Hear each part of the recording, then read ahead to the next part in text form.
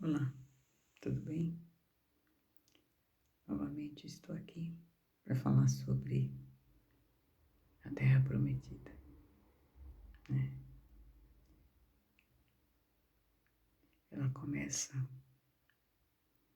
a ser muito importante para o homem a partir do Jardim do Éden, né?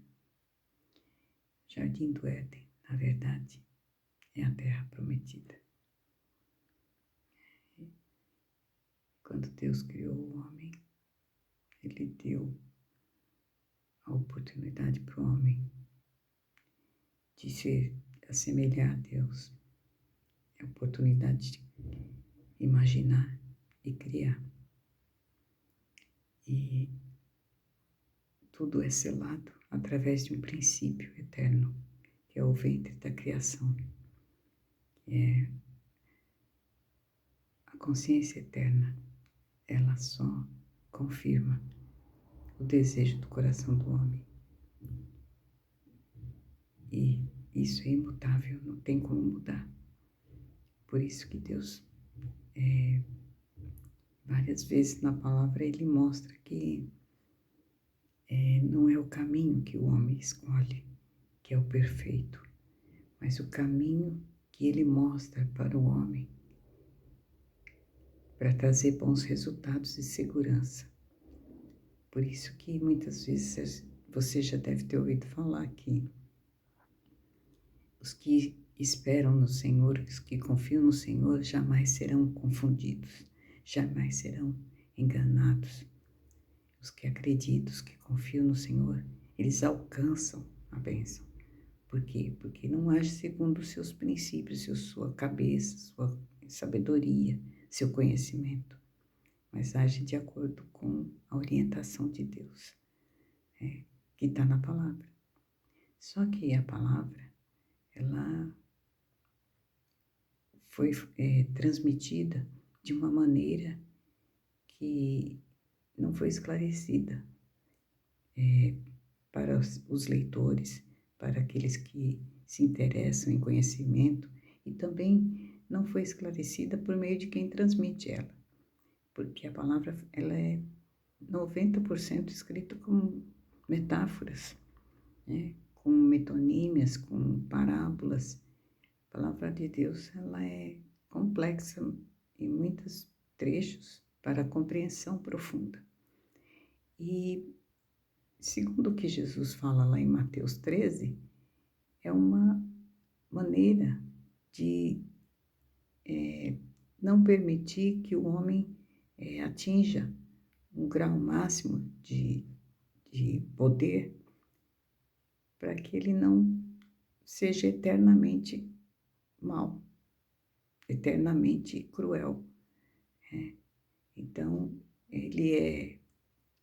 Deus fez tudo planejando para que o homem tivesse a oportunidade de ter o seu conhecimento, o seu livre-arbítrio, mas saber o limite, ter um limite, né? Ter um controle do seu viver, do seu conhecimento. Porque se ele atua com egoísmo, com ambição, com orgulho, com avareza, com inveja, com mentira, com manobras, ele está agindo de acordo com a natureza humana e isso traz consequências, que isso também, a consequência, ela é sempre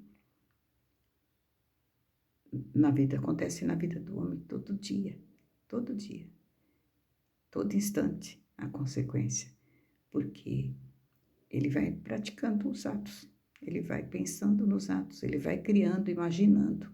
E tudo que o homem cria na sua mente, com a sua palavra, com seus pensamentos, que gera uma consciência de ser, ou seja, gera uma fé, uma crença, se torna realidade.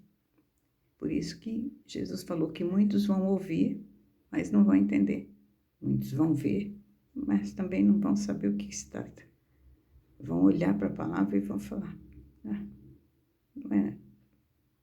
não tem nada disso. A palavra não está dizendo nada disso. Por quê? Porque se ele entender palavra com profundidade, né, ele vai atropelar a si próprio, trazer consequências gravíssimas para si próprio e para outras pessoas que gostam de seguir, acha mais fácil seguir um movimento, né? Segue aquele movimento, uma ideologia, e essas pessoas acabam também se direcionando para um abismo sem fim, né? O plano de Deus é que o homem tenha a oportunidade de se arrepender, sempre, né? Sempre, sempre, para que ele alcance a vida eterna, né? Para que ele consiga enxergar o reino e entrar no reino. E para isso ele tem que passar pelo novo nascimento. O novo nascimento é sair da terra que ele se encontra, que é a mente dele, né? A Canaã, que é habitada por diversos moradores. Os moradores são com a característica de orgulho, soberba, arrogância, iniquidade, ódio, vingança, mentira, inveja, né, cobiça. Então, quando ele se encontra com a luz, tem um encontro com Deus, ele se sente mal, sente vontade de se lavar, de se limpar, quer mudar de vida, porque é um dom que já nasce com o homem. Porque Deus, que é todo poder, todo amor, toda paz, habita dentro do homem, mesmo que ele esteja lá oculto, lá dentro dele, como um tesouro escondido.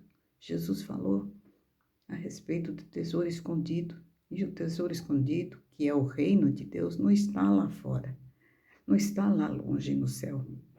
O tesouro escondido está dentro dele. O homem é portador do tesouro escondido, do reino de Deus. Mas ele, por não saber disso, ele vai se atropelando, se ferindo as pessoas à sua volta, por conta da ignorância. O tesouro escondido é a terra prometida, que ele tem que conquistar. E para conquistar essa terra, ele precisa eliminar os moradores. Que moradores são esses? Não é ninguém de nenhuma terra, de nenhum país, de nenhuma outra nação, literalmente falando de terra de alguém. Não, Deus não mandou invadir terra de ninguém. A terra prometida, a Canaã, não é literalmente uma terra, mas é a mente da pessoa. A mente, a concepção dela. Por quê? Porque ela, quando ela se percebe que ela tem poderes, ela começa a extrapolar o ego, o eu que tem dentro dela. E aí, esses moradores maldosos que habitam no coração, na mente da pessoa, metem os pés pelas mãos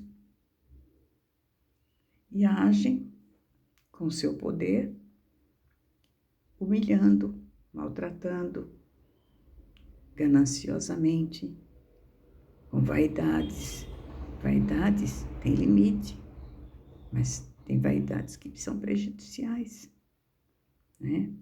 E a pessoa, por mais bondosa que ela seja, se ela não tiver conhecimento dos limites, ela vai sempre cometer alguns deslizes, uns erros. E se ela não tiver o dom do arrependimento, né, não é sentir remorso. Ai, você cometeu uma gafe, um erro e sente remorso. Isso leva à culpa e a culpa leva à morte eterna.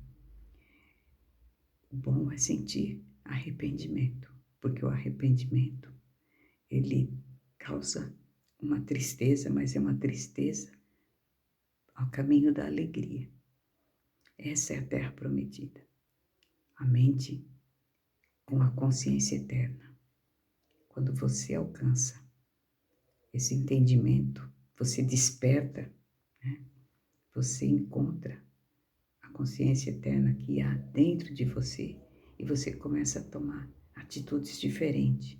Você enxerga a outra pessoa diferente e o amor começa a brotar de dentro para fora de você, de tal forma que você começa a enxergar o lado bom das pessoas, porque todo mundo tem o lado bom.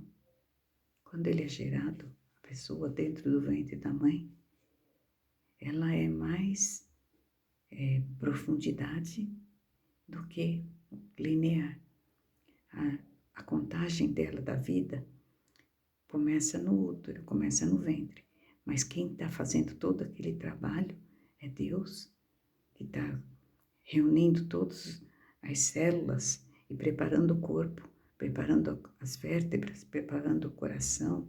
E as células correm para se juntarem às células do coração, para se juntarem às células do pulmão, porque é Deus, com a consciência eterna, que está preparando aquela criança, aquele corpo, aquela pessoa.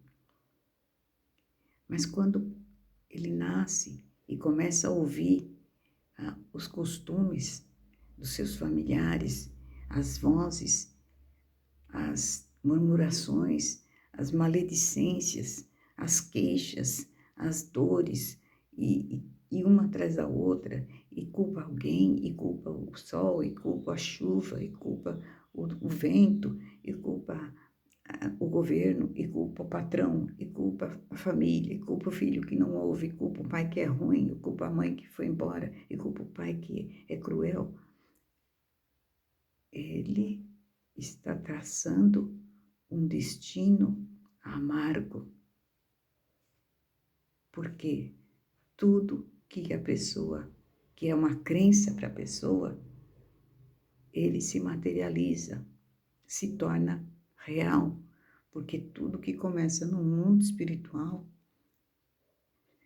ele se confirma por meio de uma lei, que é a lei da concepção. É lei eterna, princípio eterno, que é o ventre da criação.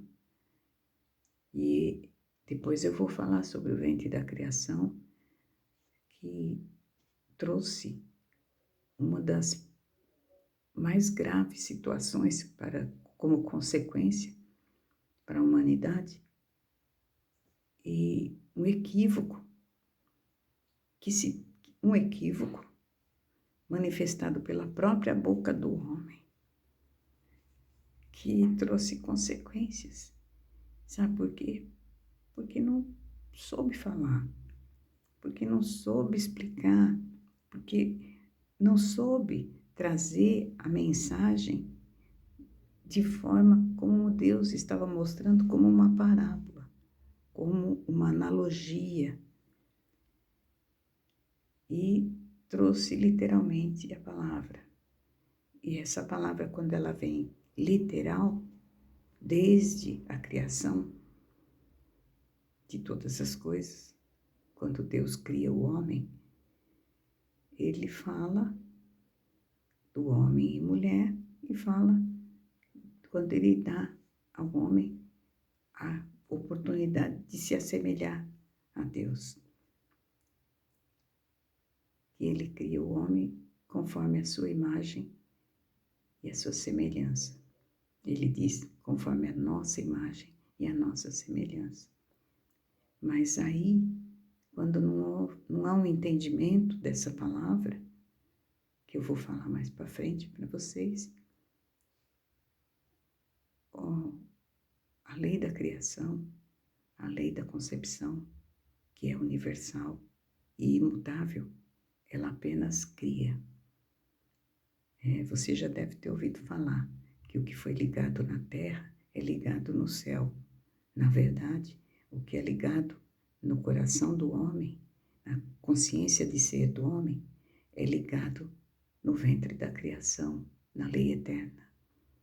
Porque Deus dá oportunidade para a pessoa, antes de se confirmar, que se arrependa. Que se arrependa para que não se confirme aquilo. Porque não vai trazer benefício, vai trazer confusão. E o homem acha que porque se confirmou, Deus está agindo. Deus está agindo. Às vezes não é Deus que está agindo, porque se a consciência eterna estivesse agindo, todas as coisas cooperavam para o bem do homem. E daria bons resultados, porque Deus só age quando há benefício para todos. O benefício não pode ser exclusividade de um. Tudo que eu desejo não pode ser bom para mim. Tudo que eu desejo de bom tem que primeiro ser bom para o próximo. Quando é bom para o outro, então é bom para mim. Amém? Deus abençoe seu dia. Fique com Deus. Depois falaremos mais.